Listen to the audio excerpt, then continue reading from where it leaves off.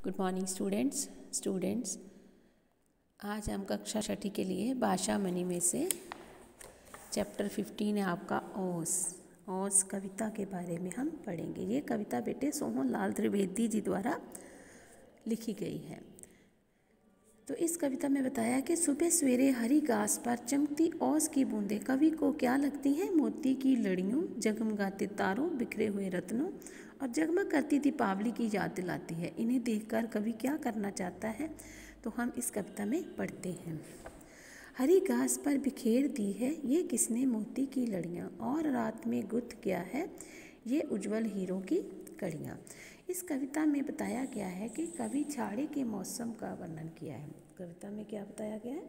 इस कविता में कवि ने जाड़े के मौसम का वर्णन किया है, जब खूब ठंड पड़ती है और उस ठंडे मौसम में सुबह सुबह ओस की बूंदें ऐसे लग रही हैं जैसे किसी ने मोतियों की लड़ियाँ बिखेर दी हैं, और ये लड़ियाँ हीरों की भांति चमक रही हैं।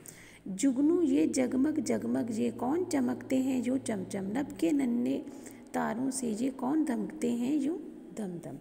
कवि बता रहे हैं कि जब सूरज की किरणें ओस की बूंदों पर पड़ती है तो वे हजारों जुगनुओं की भांति चमकते हैं। तब आप उनमें आसमान के बारे में, आसमान के तारों की चमक भी क्या है देख सकते हैं। यानी कभी कभी बूंदें छोटे तारों की भांति दिखाई देने लगती हैं। लुटा गया है कौन जौहरी अपने घर का भरा खजाना, पत्तों पर फूलों पर पग पग बिखरे हुए रतन है नाना। तो कवि क्या बता रहे हैं कि जब ओस की बूंदें जो हैं वो पत्तों पर पड़ती हैं तो ऐसा लगता है मानो सारे रतन बिखरे हुए हैं। उन्हें देखकर लगता है कि जैसे किसी जौहरी ने अपना पूरा खजाना ही उस पर लौटा दिया हो। बड़े सवेरे मना रहा है कौन खुशी में ये दिवाली, वन उपवन में जला रखी है किसने दीपावली निराली। तो कवि क्या कहते हैं कि सुबह के सुहावने मौसम में ओस की बूंदों के बीच कवि को ऐसे लगता है जैसे बगीचे में सैकड़ों दीपक जलाकर सुबह सुबह दीपावली मना दी गई है। कि जो कवि को बेटा जो बगीचे में ओस की बूंदें दिखाई देती हैं पत्तों पर, तो उन्हें क्या लगती हैं? जैसे दीपावली में हम लोग दीप जलाते हैं।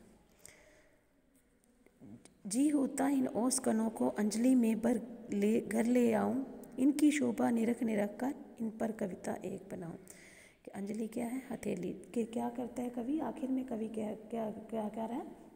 ओस की सुंदरता से इतने अभिभूत हो गए हैं। आखिर में कवि ओस की सुंदरता से इतने अभिभूत हो गए हैं कि अब उनका मन करता है कि उनको अपनी हथेली में भरकर घर ले जाएं और उनकी शोभा को बारीकी से निहारें और उन पर एक सुंदर सी कविता लिखें। निरख कर क्या गया? निहार कर कि इस पर एक सुंदर सी कविता लिखें।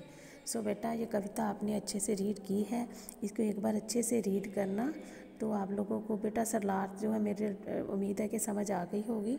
इनको आप लोगों ने अच्छे से रीड करना। साथ में इस चैप्टर के बेटा आपने वर्ड मीनिंग जो है वो कॉपी पर राइट भी कर लेने हैं, लर्न भी करने हैं। धन्यवाद।